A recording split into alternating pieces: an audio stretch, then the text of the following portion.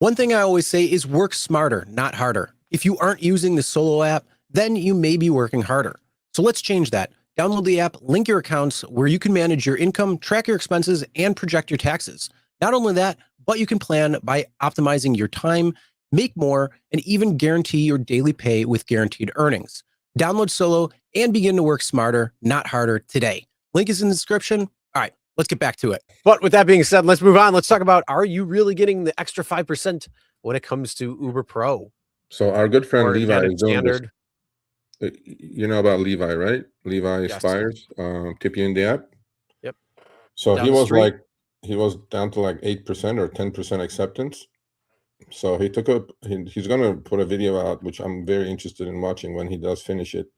He's doing the experiment, because Uber claims a lot of things, right? So we're not going to give you good trips. We're going to, Uber Pro Diamond is going to get more trips and better trips, better paying trips. Plus the 5% is a perk now. So there's no more standard advantage and all that shit, right? So he accepted literally everything, drove him crazy to get up to 75% acceptance rate in order to get the diamond, so he can see if there is going to be a difference. Folks, this is an Uber Pro disclaimer. That's why we always say, read the small print. So what it says there, Chris? What's it say in the highlighted section there? What's it say? It says, Uber does not guarantee drivers will experience higher earnings than earnings received prior to the launch of the 5% Pro perk, subject to change at Uber's discretion. So in other words, as we said, cherry picking is usually going to be better because those are rides that are going to be worth it for you versus you trying to take these rides and say, hey, I can get 5% extra. The problem is they could change arbitrarily the number that they're going to offer you when it comes to the pay. So there's two problems with that. 5% over what is the bigger problem, and then 5% may not even be there. But Levi is trying, and he's gonna, as good as he does for his spreadsheets and all his analysis and data, he moved himself to diamond, killed himself literally. He was like, Serge, this is like killing me. I'm accepting every trip to get myself up to 75% because I think in Syracuse that's his threshold. And I'm going like, well, take one for the teams. And I won't do it. So Uber clearly says here, even if you do it, you may not even, we're not guaranteeing you the 5%. We're just talking about it. We may. Well, we may not. Well, it's not saying it's not saying like 5% on the ride. It's saying like in your overall earnings, you may not get 5%. So let's say you are getting consistently $500 every single week when it comes to driving, and then all of a sudden this 5% Pro comes in, and then now they're saying, oh well, you should get $550.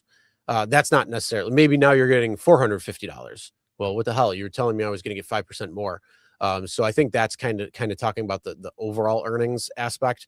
But when it comes to the pay per the ride, that's where we always question if you're really getting 5% more, or is the algorithm switching and adding into the base, negating the base fare to make it look like you're getting 5%, even though you're really not.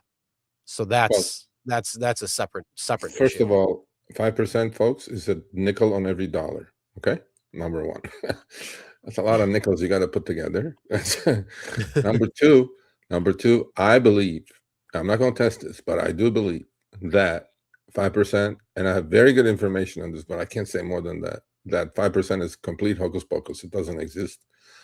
The trip base is lowered, and then they make it look like they give you the 5%, but that's a different topic. Anyway, long story short, I don't think it's worth it, Chris. I don't think 5% is worth it. No. My opinion. Some people may like it. I don't know. My opinion. To keep myself at 80%, to lose my sanity, to keep that AR, to get the 5%. To take rides that you know are not worth it for you, and you still take them anyway just to keep that 5% bonus or something. No, it ain't worth the hoopla.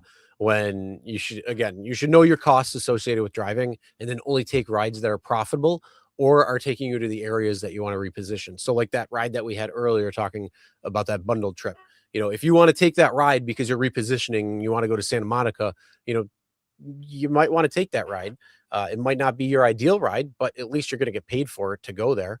So I mean, there's always exceptions to rules and everything, but I mean, the reality comes down to if you are taking rides that are less than your costs, you are losing money. Yeah, Don't do that. And I'm all for drivers to get paid more, but when it's got, by the way, Uber in California, you did get the email about this. In California, having AR restrictions, even on the diamond or platinum drivers, is illegal. Is against Prop 22. I will call the lawyer for that. Not the lawyer, but I will call the 3-letter agency for that. Isn't It's it illegal. 4? It's illegal. You cannot have an AR restriction on any level in California due to Prop 22. On any diamond, gold, whatever. Okay, so we need to work on that. We need to get that off, because otherwise you're going to get sued. So.